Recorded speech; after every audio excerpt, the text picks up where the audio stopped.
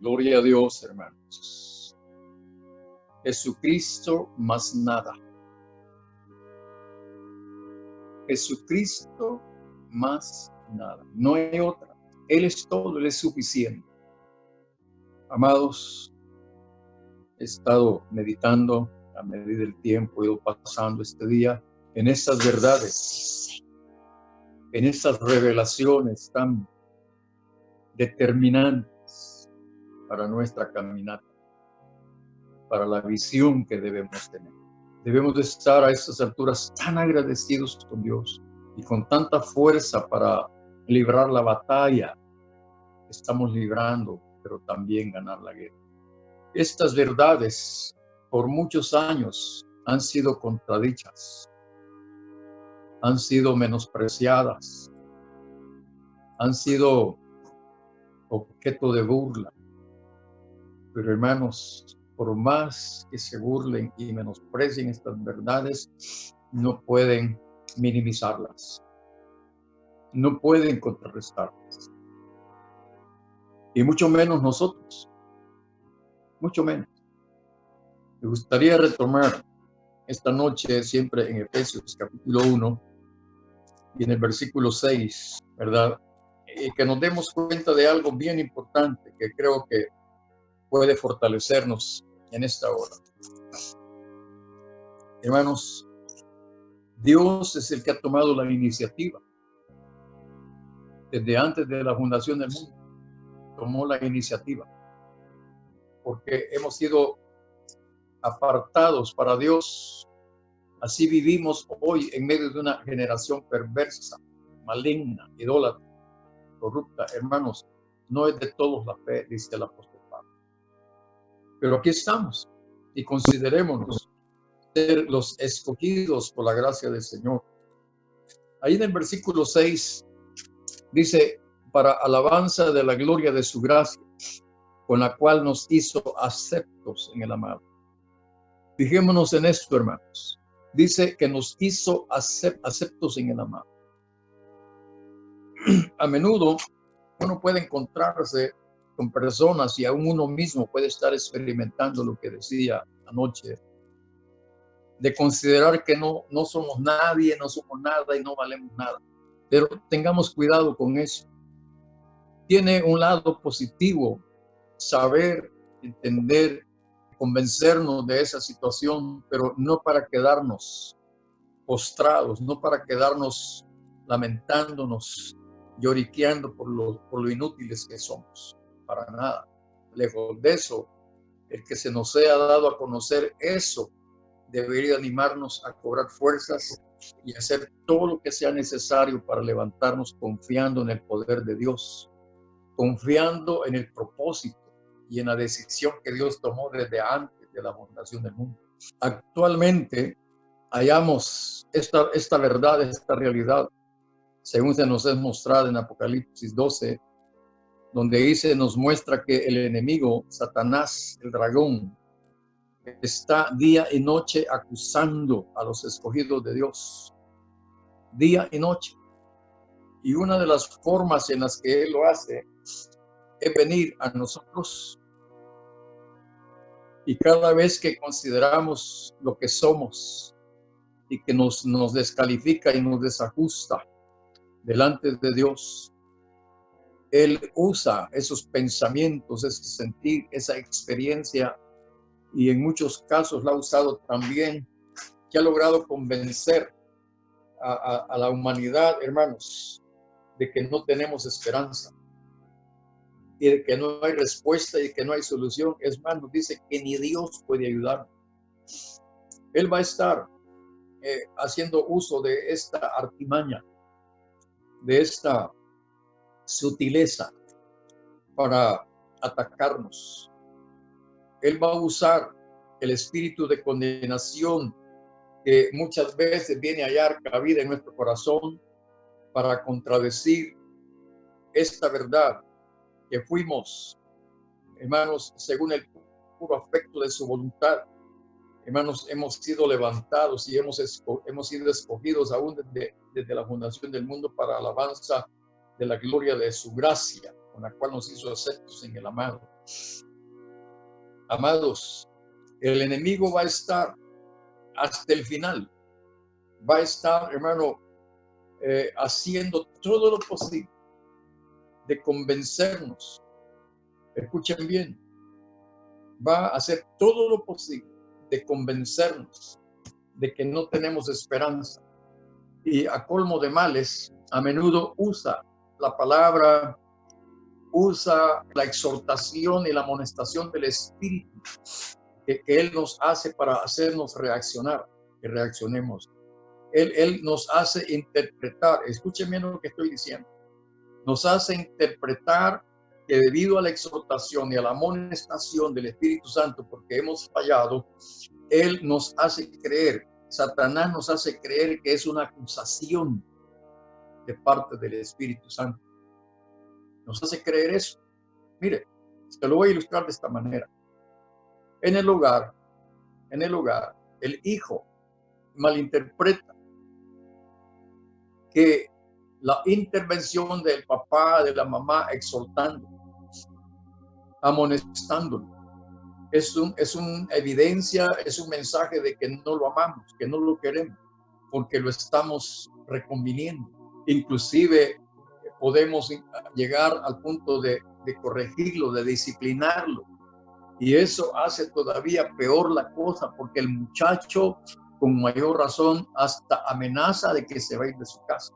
Hay muchos muchachos que sí viven, crecen teniendo en su mente y en su corazón el pensamiento de que cuando lleguen a cierta edad, ellos se van a ir de sus casas porque sus papás no lo quieren, porque muchos lo regañan, porque muchos lo amonestan, muchos le prohíben y no lo dejan hacer lo que él quiere.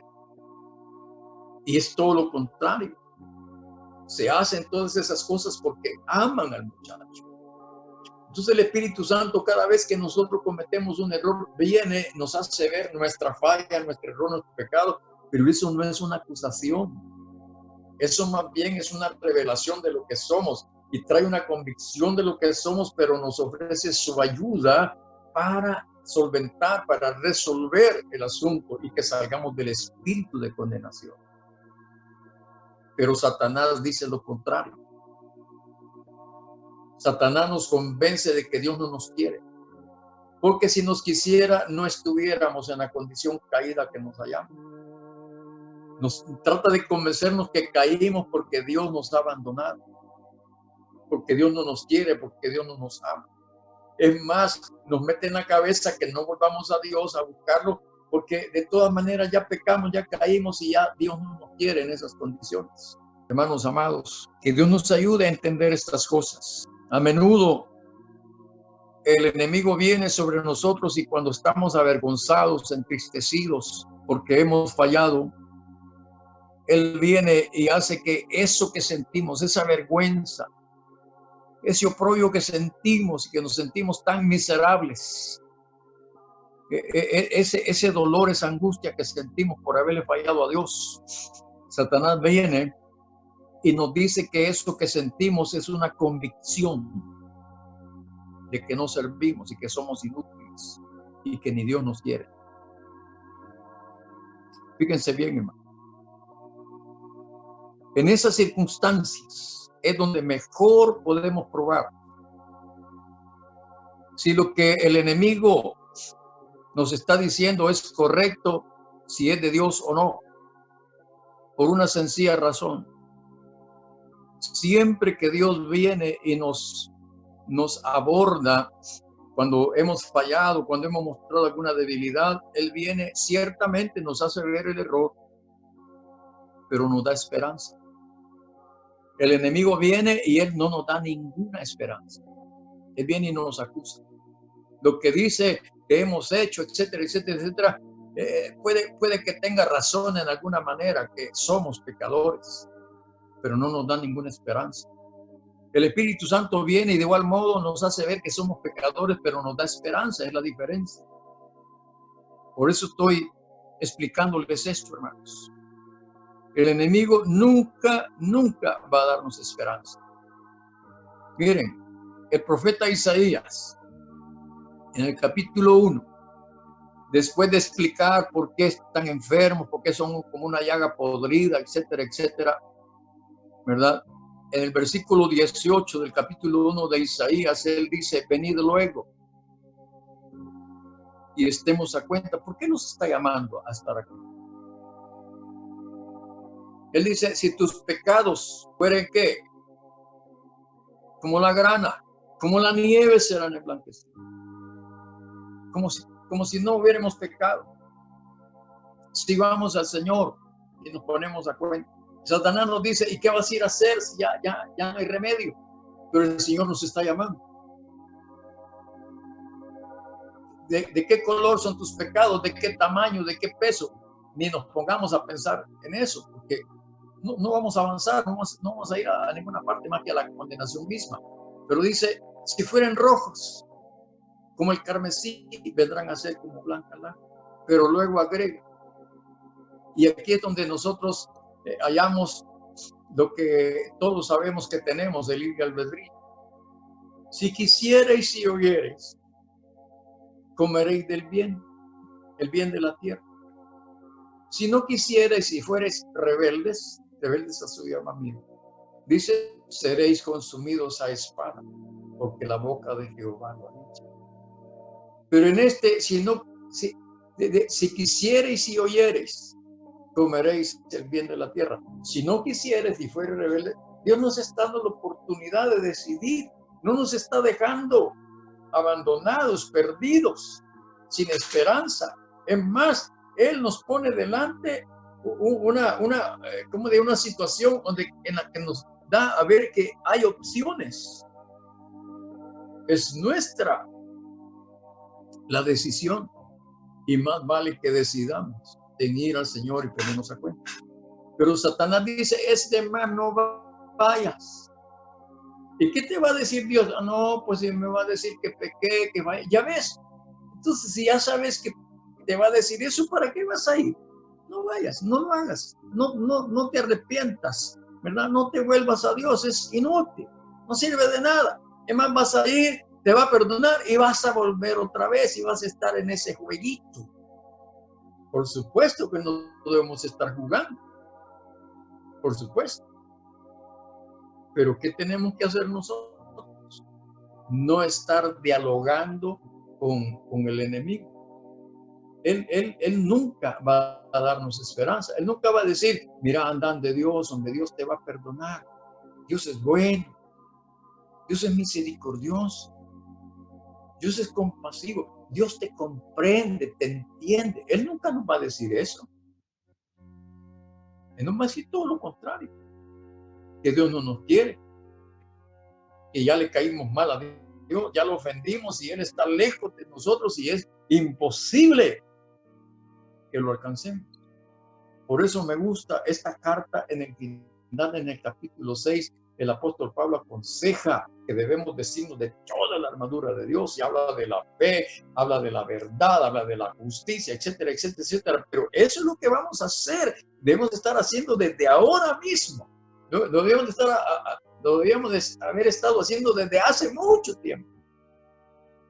Hemos sido hallados desarmados, desprovistos, desprotegidos. ¿Pero por qué razón? Porque el enemigo ha convencido a muchos, fíjense bien, que no hay esperanza. Y es todo lo contrario.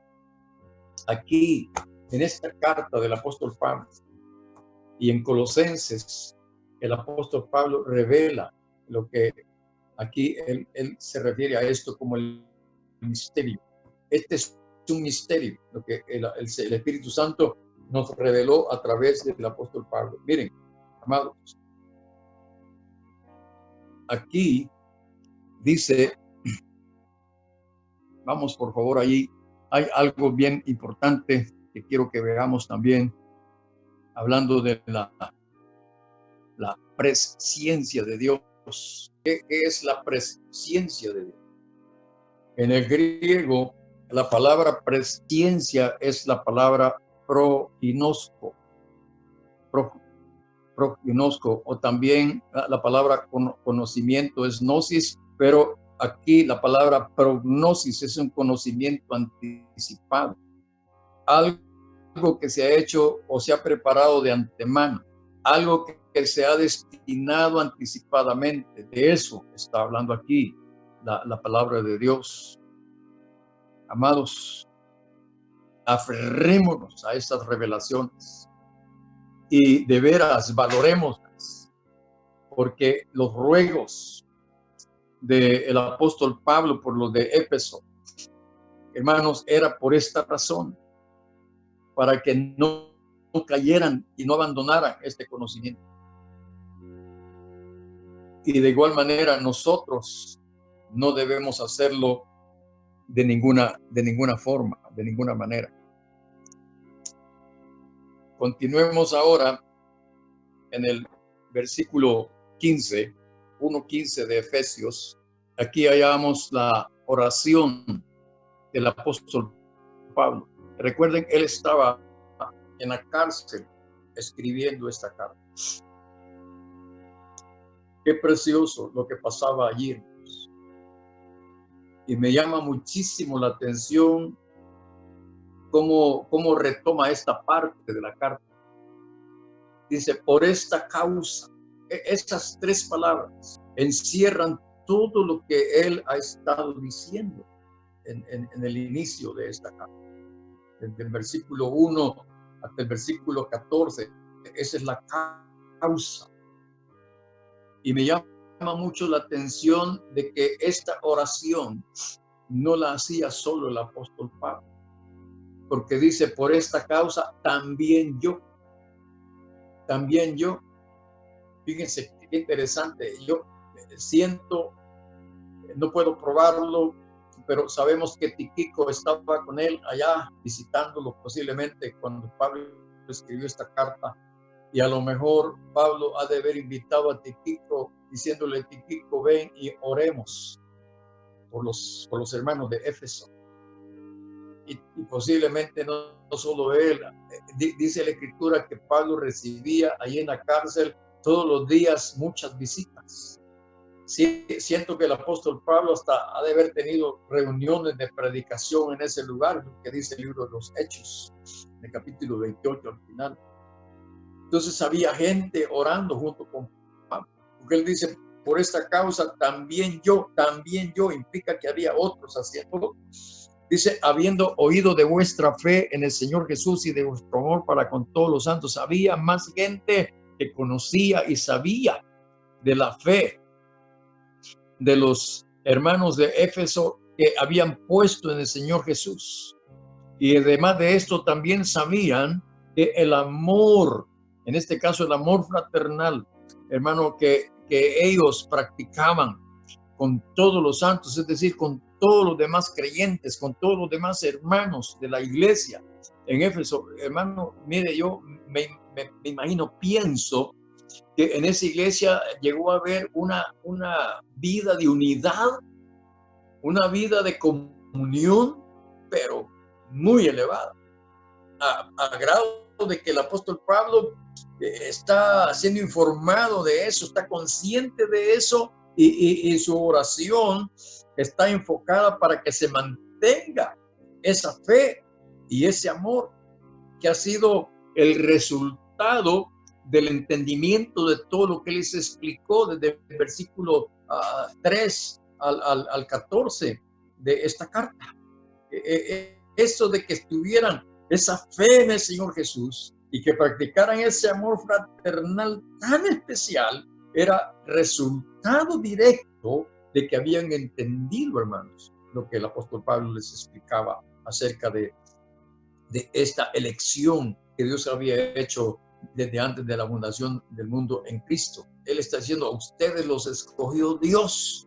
Eso mismo debemos sentir y pensar nosotros para desarrollar, hermano, en esta comunión, en esta intimidad con el Señor y con su cuerpo, en la congregación, en la familia.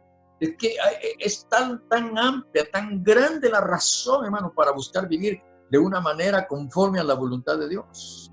Él dice aquí en el versículo 16, no ceso, no paro de dar gracias por vosotros, haciendo memoria de vosotros en mis oraciones.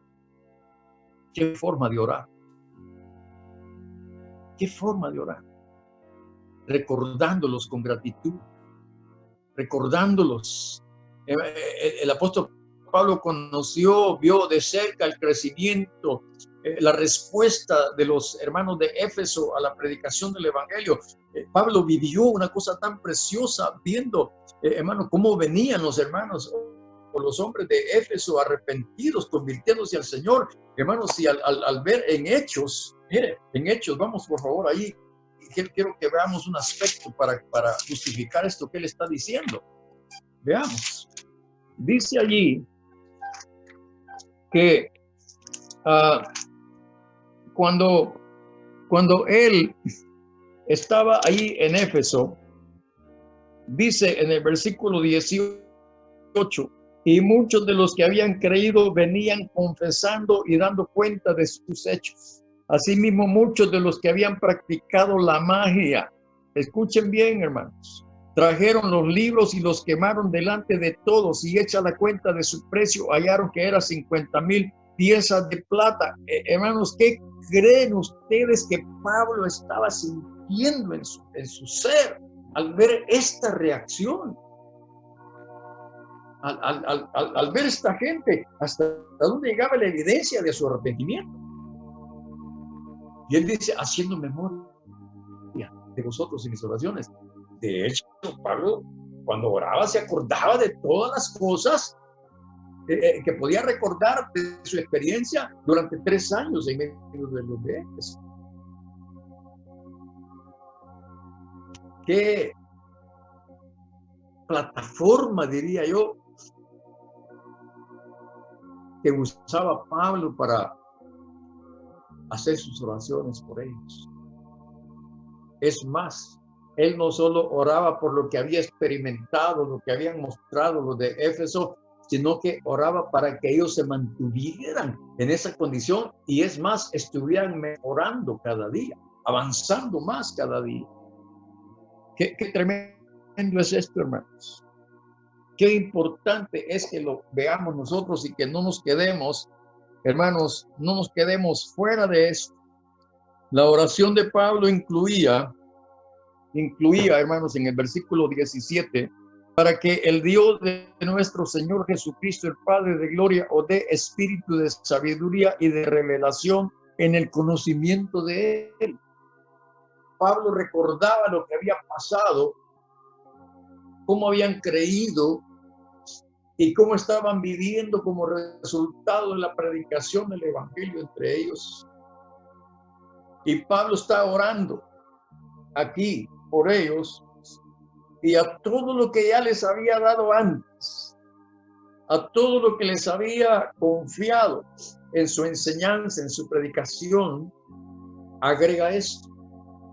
Porque, hermanos, es evidente que nosotros necesitamos, amados hermanos, espíritu de sabiduría y de revelación en el conocimiento de Cristo para ser más firme, para hacer experiencia, para hacer práctica todo esto que ellos habían recibido y lo que nosotros también estamos recibiendo. No debemos dejar esto al nivel del intelecto, debe ser llevado al nivel de la experiencia, y no de una experiencia temporal, sino de una experiencia permanente. Espíritu de sabiduría, más espíritu de revelación. ¿A dónde nos va a llevar? La suma de estas dos cosas importantes, de estas dos virtudes del espíritu.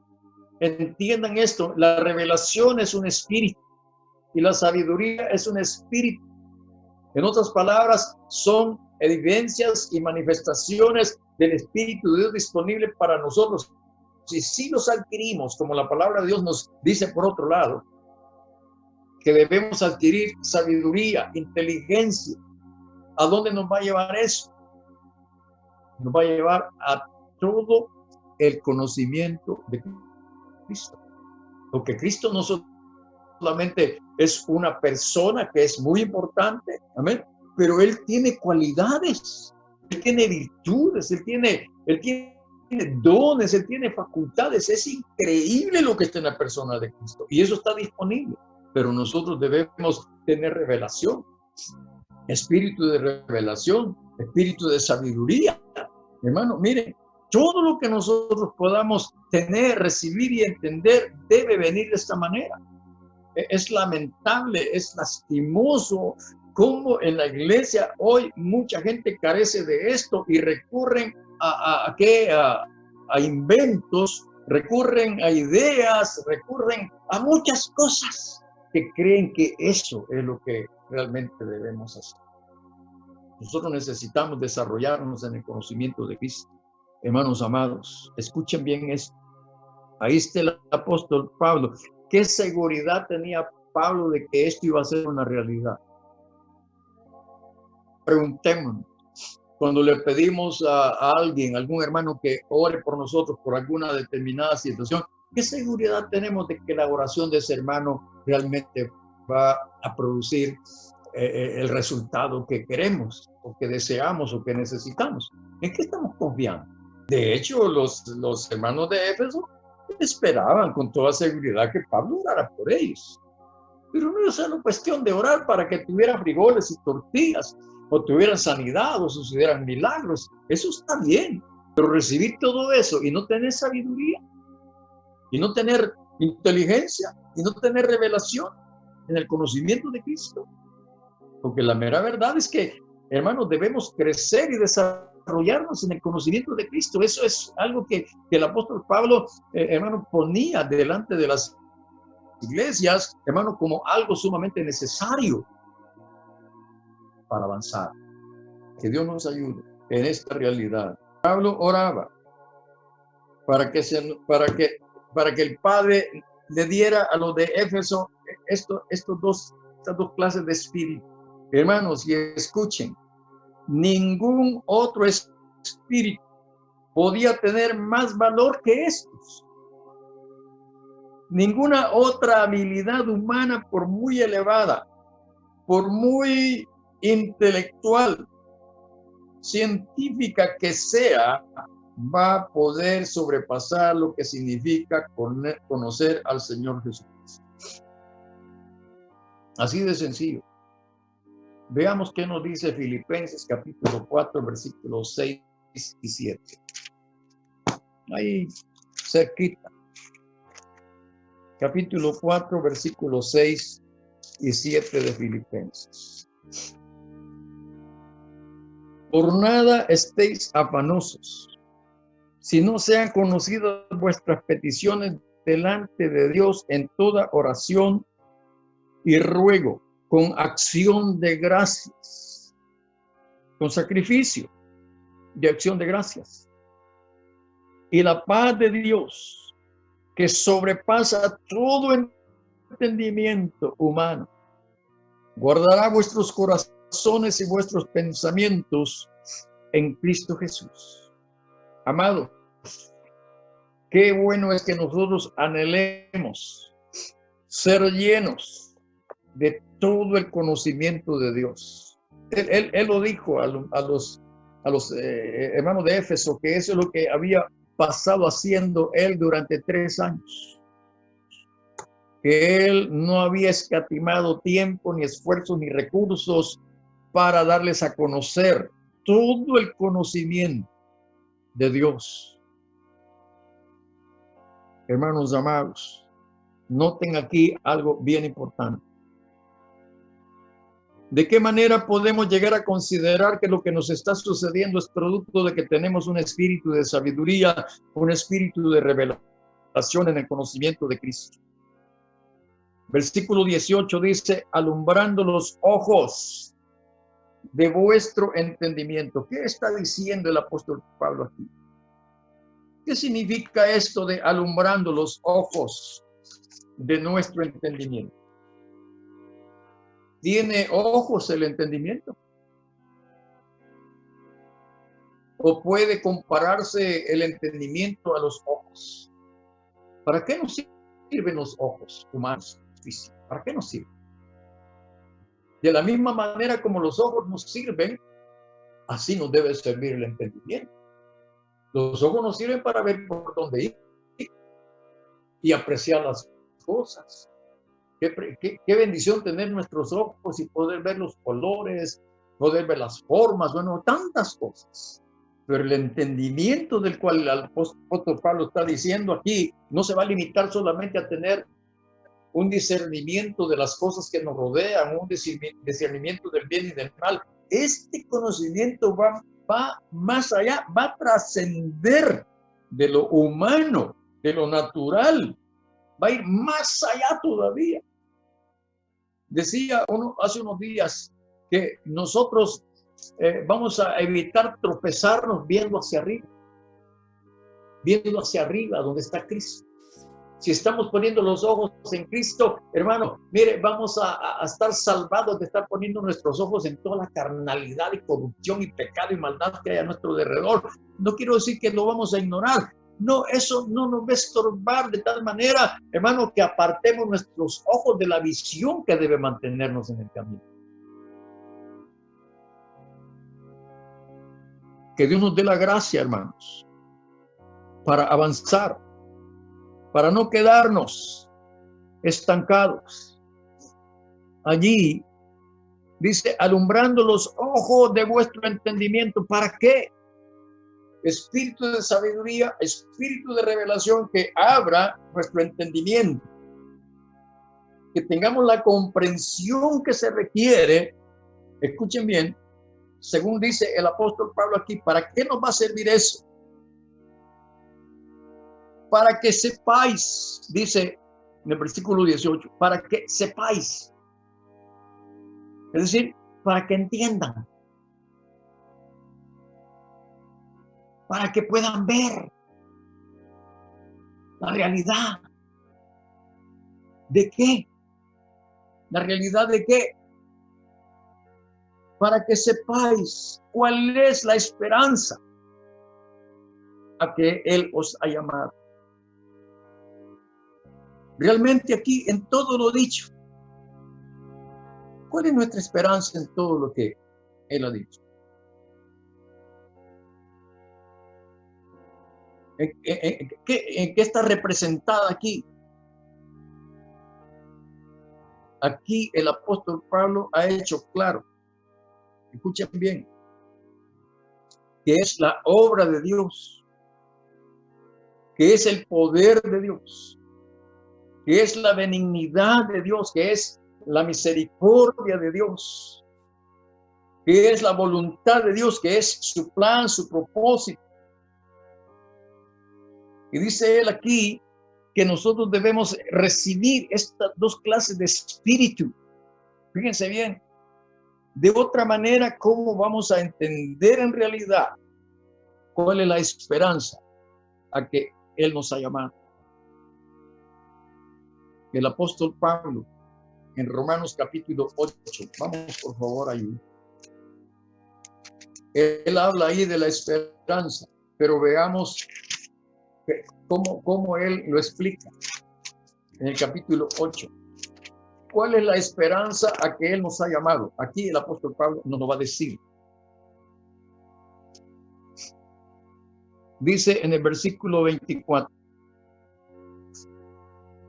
Bueno, les hablaba ayer de la adopción. Veamos desde el versículo 23, por favor, si son tan amables. Dice, versículo 23, ha estado hablando de la creación, etcétera, pero en el versículo 23 dice, y no solo la creación, también nosotros mismos que tenemos las primicias del Espíritu, o las arras del Espíritu, recuerden, nosotros también gemimos dentro de nosotros mismos esperando. Otro término aquí, la adopción, la redención de nuestro cuerpo. Hay esperanza, tenemos una revelación de eso en lo que Pablo nos ha estado enseñando por el Espíritu Santo. Y dice, porque en esperanza fuimos salvos, pero la esperanza que se ve no es esperanza, porque lo que alguno ve, ¿a qué esperarlo? Pero si esperamos lo que no vemos, con paciencia lo aguardamos. Fíjense, amados. Entonces, ¿cuál es la esperanza que nos es revelada por el conocimiento, por el espíritu de conocimiento, por el espíritu de sabiduría, por el espíritu de revelación? hermano, que nosotros, escuchen bien, hermanos amados, los que estábamos sin esperanza, es lo que él dice en el capítulo 2. Me voy a adelantar un poquito aquí, hermanos, porque es necesario, el apóstol Pablo nos muestra esto, hermanos, hablando de nosotros en el versículo 11, 2:11 de Efesios. Por tanto, acordaos de que en otro tiempo vosotros los gentiles en cuanto a la carne eran llamados sin circuncisión por la llamada circuncisión hecha con mano en la carne. No teníamos esperanza y oportunidad, hermanos. Pero dice, en aquel tiempo estabais sin Cristo, alejados de la ciudadanía de Israel y ajenos a los pactos de la promesa. Ajenos a los pactos de la promesa. Estoy leyendo el versículo 12, capítulo 2 de Efesios. Sin esperanza y sin Dios en el mundo. Pero ahora en Cristo Jesús, vosotros que en otro tiempo estabais lejos, habéis sido hechos cercanos por la sangre de Cristo, porque Él es nuestra paz, que de ambos pueblos hizo uno, derribando la pared intermedia de separación.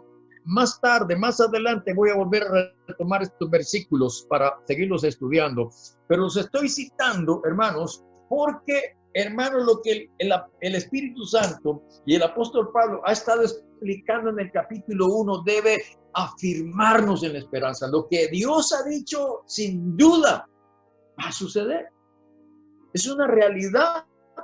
Vivamos como que ya lo tenemos, aunque todavía no lo tengamos. Vamos, por favor, a Primera de Pedro 1:5. Por favor, veamos lo que les estoy haciendo ver aquí, hermanos. Por favor, vamos a Primera de Pedro 1:5. ¿Qué es lo que se nos ha ofrecido que aún todavía no tenemos? Pero ya es una realidad en Dios. Ya es una realidad. Estamos caminando el cumplimiento de lo revelado. Lo revelado no necesariamente es algo que ya tenemos, es algo que se nos revela y que va a cumplirse en el momento que Dios así lo ha determinado. Dice en el versículo 5, en este momento es bien aplicable. Muchos de nosotros hemos sido guardados por el poder de Dios mediante la fe para alcanzar la salvación que está preparada. Ya vimos que Pablo en Romanos 8 está diciendo, hermano, que es algo que todavía no tenemos en su totalidad. Tenemos las primicias de eso en el Espíritu, pero es algo que está esperándonos. Por eso, allá Hebreos 9:28 dice que el Señor viene por segunda vez, escuchen bien, sin relación con el pecado, para salvar a los que le esperan. Salvar a los que le esperan. ¿Cuándo? En su segunda venida. Ahora, vean esto, hermanos. Para alcanzar la salvación que está preparada para ser manifestada en el tiempo postrero. En este momento vivimos siendo salvos en esperanza. Por fe, no por obras, para que nadie se gloríe. No por obras de la ley. Y en este caso, no me refiero a toda ley. Ay de nosotros, si no cumplimos lo que los profetas, hermano, y los apóstoles han predicado. Ay de nosotros si no practicamos lo que en la ley de Dios está escrito. Lo único que no podemos practicar porque ya no tiene vigencia son los sacrificios por el pecado. Y ya no hay un sacerdocio arónico, pero tenemos un sacerdocio mejor. Y un altar mejor. Y un templo mejor. Y obras mejores todavía. Ahí mantengámonos. Dice acá, en lo cual vosotros os alegráis, aunque ahora por un poco de tiempo, si es necesario, tengáis que ser afligidos en diversas pruebas. Ahí estamos. Eso es lo que estamos experimentando. Nosotros hemos de gemir en algún momento determinado difícil de la vida. Que no nos estuviera sucediendo eso. Quisiéramos estar en otra posición, en otra condición, en otra dimensión, si se me permite la palabra. Pero tenemos que esperar, porque es necesario por un poco de tiempo ser afligidos en diversas pruebas, pero con esperanza. Con esperanza y con un espíritu de revelación, con un espíritu de conocimiento. No solamente lo que se nos ha ofrecido, sino quién nos ha hecho la oferta. Y Él no va a fallar. Que no nos parezca, hermanos, que por lo que nos acontece a nosotros, Dios ha fallado. Dios no ha fallado ni va a fallar nunca. Hermanos, mucha gente se ha puesto a decir, si Dios sabía que Adán iba a pecar, ¿para qué lo hizo? Y alguien dijo una vez, esa pregunta es una pregunta que no debe preguntarse nunca. La palabra de Dios dice que a todos nos puso bajo pecado para mostrar su misericordia para todos. Es más, Adán peca y por él viene el pecado y la muerte a nosotros por la desobediencia de Adán, pero por la obediencia de un hombre vino la salvación, vino el perdón de pecado. ¿A quiénes? A los que por Adán hemos heredado lo que actualmente nos acontece. Pero vamos a ser librados totalmente de lo que ahora somos y vivimos.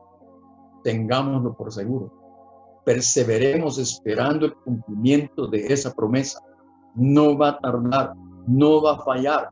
Es fiel, hermanos, y es eterna. Porque no nos lo ha ofrecido cualquiera. Es Dios mismo quien nos ha ofrecido y lo hizo desde antes de la fundación del mundo en Cristo Jesús, Señor nuestro. Entonces veamos. Versículo 18, quiero repetirlo otra vez. Alumbrando los ojos de vuestro entendimiento. Porque nuestro entendimiento, los ojos de nuestro entendimiento están oscurecidos y por eso Él quiere que tengamos espíritu de sabiduría y de revelación en el conocimiento de Cristo. Para que sepamos, hermano, la única manera de no saber esto es, hermano, menospreciar lo que el Espíritu Santo ha traído en revelación. Que sepamos cuál es la esperanza a que os ha llamado y cuál es la riqueza de la gloria de su herencia, la riqueza de la gloria de su herencia en los santos. Hermanos, somos la herencia del Señor. Él no va a perder su herencia. Procuremos ser parte de la herencia del Señor. También necesitamos estos dos espíritus, sabiduría y revelación en el conocimiento de Cristo, para que sepamos cuál es, hermano, la supereminente, versículo 19, la supereminente grandeza de su poder para con nosotros, los cuales creemos, o los que creemos, según la operación del poder de su fuerza. Hermano, ¿cuál es el límite de la operación del poder de la fuerza de Dios? ¿Tendrá algún límite? ¿Podrá dar, como leíamos en el Salmo 30, hoy? ¿Podrá el Señor resucitar a los muertos? ¿Podrá hacerlo o no? Nos ha demostrado el Señor que sí puede hacerlo. ¿Qué dice el versículo que sí? La cual operó en Cristo, el poder de su fuerza, operó en Cristo, resucitándole de los muertos y sentándole a su diestra en los lugares celestiales. ¿Y a dónde fue a parar? ¿Dónde está Cristo hoy? Esto mismo es lo que se nos ofrece en Cristo. Hoy nosotros, según este mismo libro, esta misma carta, en el capítulo 6, nos dice cuál es la situación de nuestra lucha, de nuestra batalla. Hermanos, nosotros hemos sido llamados a una batalla y la estamos librando. La batalla del bien y del mal. Es una guerra espiritual.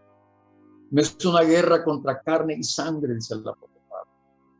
Es una guerra, hermano, contra lo que él dice aquí, versículo 21, sobre todo principado y autoridad y poder y señorío. Aquí coloca en este versículo que Cristo ha vencido todo esto y que ahora nos está dando la oportunidad de que nosotros también lo experimentemos.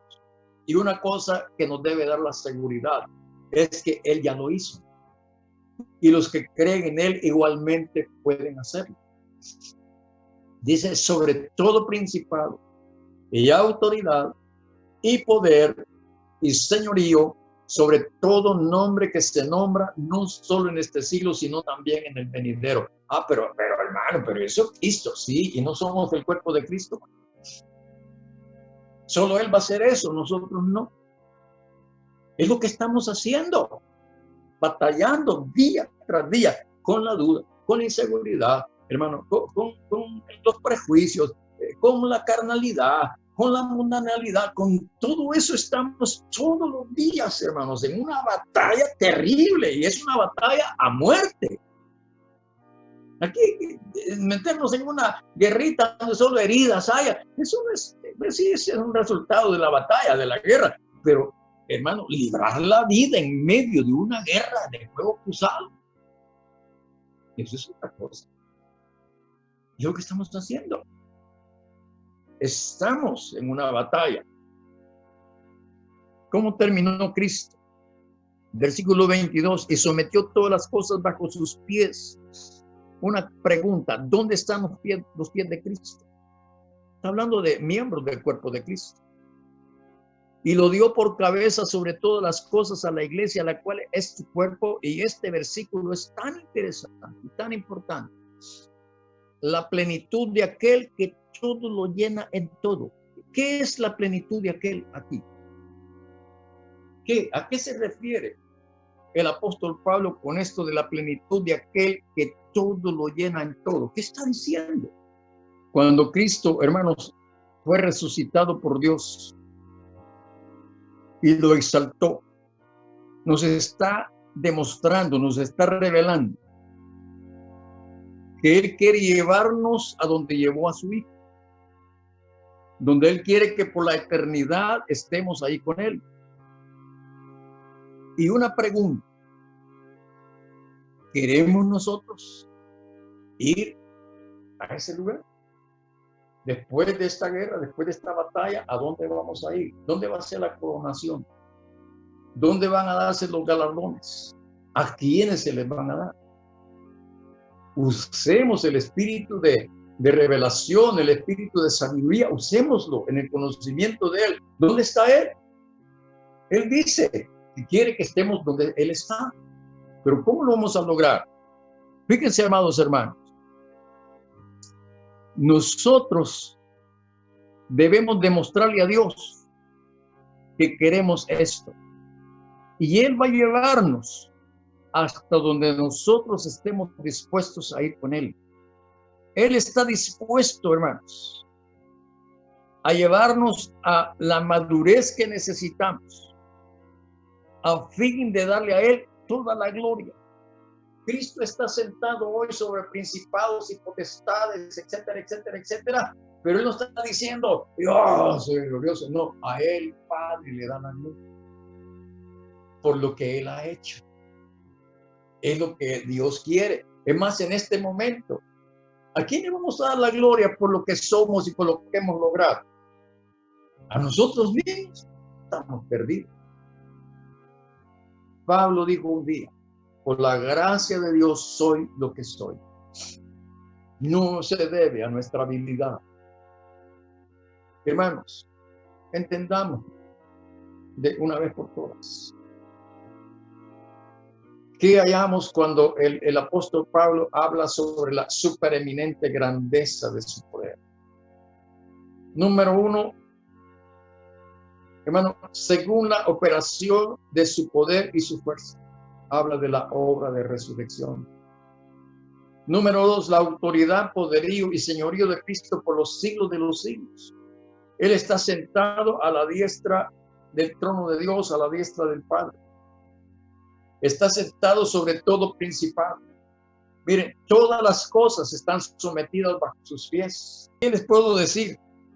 Como quisiera que esto estuviera en cápsulas y darle una capsulita a cada uno. Y ¡pum!, que como por arte de magia. No. Por eso Pablo oraba que se nos dé espíritu de sabiduría y de revelación. Miren, Él está sobre todo principado. Versículo 21. Versículo 22. Todas las cosas han sido sometidas bajo sus pies. Ahora Él es la cabeza de la iglesia. Y el versículo 23, como les decía, ¿Qué es la plenitud de aquel que todo lo llena en todo? ¿Qué quiere decir el apóstol Pablo en eso? Versículo 22, y sometió todas las cosas bajo sus pies. Con esto termino.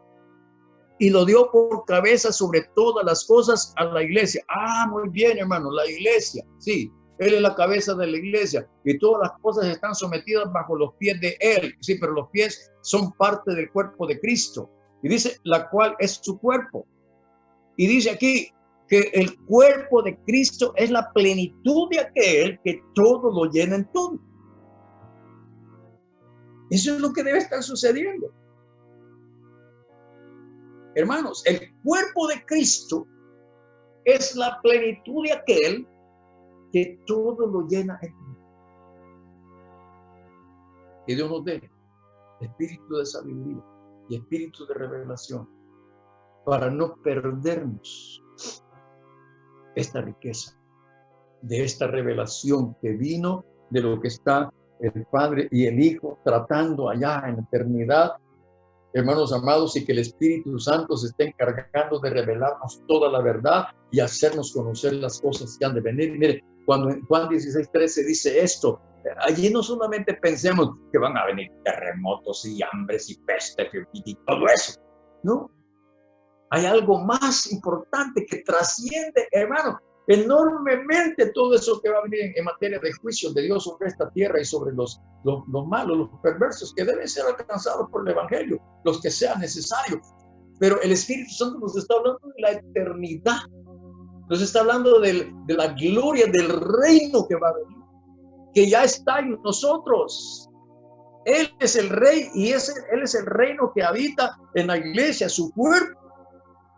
Si hoy día, hermanos, ¿cómo es posible que no podamos entender que las puertas del infierno no prevalecen contra la iglesia? La mera realidad, hermanos, es que eso es una verdad tremenda. De veras, las puertas del infierno no prevalecen contra la iglesia verdadera. Y una puerta del infierno es venir con sutileza, meternos en nuestra cabeza, como llegó allá con Eva y decir, con que Dios les ha dicho que no coman del fruto del árbol de la ciencia y bien, porque les ha dicho que el día que coman de esto van a morir. Así viene ahora diciéndonos. Eso que dice el apóstol Pablo son puros inventos de él. El pobre hombre estaba loco, estaba disvariado a saber si fumaba droga, y por eso hablaba de todas estas cosas que ustedes ni las entienden, que no las entienden porque es mentira. Y muchos lo creen de ese modo. El enemigo en turuta mete un montón de cosas en la cabeza de mucha gente. Es lo que dice Pablo en 2 Corintios 11. Que la iglesia está siendo desviada, fíjense bien, de la sincera fidelidad a Cristo por los sentidos. No nos dejemos engañar, hermano. Lo que Dios ha dicho, lo que Dios ha hecho es una gran realidad. Y lo que ha prometido se va a cumplir, sin duda. Hasta el último detalle. Si lo creemos, vamos a recibir. Padre, esta noche, glorifícate, Señor, y perfecciona tu poder en esta bendición. Yo sé, Señor, que es una batalla tan terrible que se libra, Señor. Y no, Señor, contra carne y sangre. Señor, esta no es una lucha en contra del mundo como seres humanos. Esta lucha se está librando precisamente al interior, Señor, de aquello que se llama tu iglesia. Allí el enemigo ha entrado, Señor, para traer dudas, para traer incertidumbre, para desanimar. Señor, ha entrado para eso, tú lo has dicho, que así tendría que hacerse. Pero por eso nos has traído consolación, advirtiéndonos, para que nosotros sepamos, Señor, y entendamos. Es más, precisamente, Señor, la intervención del enemigo en este sentido, queriendo convencernos de que esto no es cierto. Señor, nuestra reacción debería ser todo lo contrario, en el sentido, precisamente, Señor, de que se confirma que lo que tú has dicho es la verdad, que lo que tú has prometido, Señor, se cumplirá. Señor, entiendo en esta hora y entendemos todos que la contradicción, Señor, que la minimización de estas cosas hace más relevante la verdad. Señor, ayúdanos a mantenernos con la seguridad de que aquel poder, el poder de tu fuerza que resucitó a Cristo de entre los muertos, también está operando hoy para levantarnos a nosotros también.